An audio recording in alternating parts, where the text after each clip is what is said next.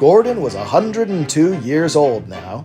His friends had always hoped he'd mellow with age, but they had never expected this. "It's an iPad, Gordon," explained his driver's son. "You can do all sorts of things on it."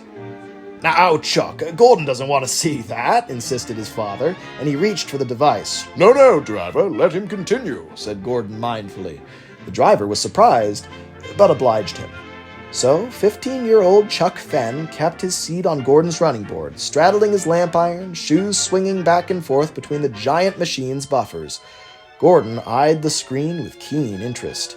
"Now, just how does it glow like that? Is it something like a television set?" "A bit, but it's all pixels. They're like, tiny rivets, all in rows and columns. They make a glowing picture." "Yes, I think I can imagine that." Thomas and Douglas watched with amusement from across the shed. Amazing! He didn't even give television the time of day when it first came out.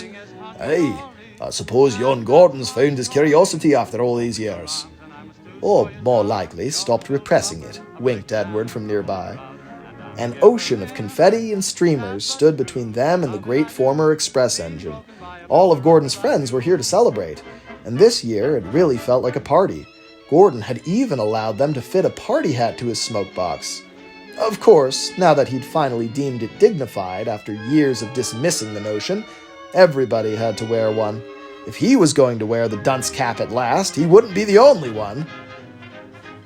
"There are all sorts of websites about you and your siblings," continued Chuck cheerfully. "This one here is all about the LMER." "My word! Wherever did they get all these photos? I've never even seen most of these." "People from all over the world submit them. That's what the internet is like." "Well, I seriously doubt they're all over the world," chuckled Gordon softly. "All over Northeast England, perhaps. What would a South American be doing with photos of my brothers, "You've got me there," resigned Chuck. "Tell me, can you look up speed records on here?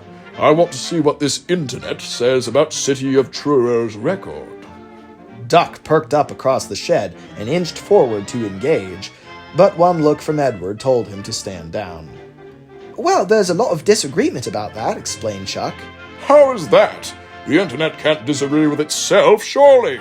When's the last time you read the World Almanac and it gave you 2 different prime ministers?" He laughed heartily, genuinely failing to imagine that he was wrong. "Everybody has access to the internet, Gordon, so everybody can write whatever they like. Even you." "You're joking."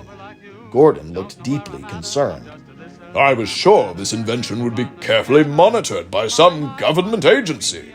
You mean to tell me that people have free rein to run their mouths off about whatever topic they happen to be impassioned about at the moment?" "Yeah, I guess that's a way to put it," agreed Chuck. "James," called Gordon, "come over here. You'd like this." The red engine pulled forward at once to get a better look.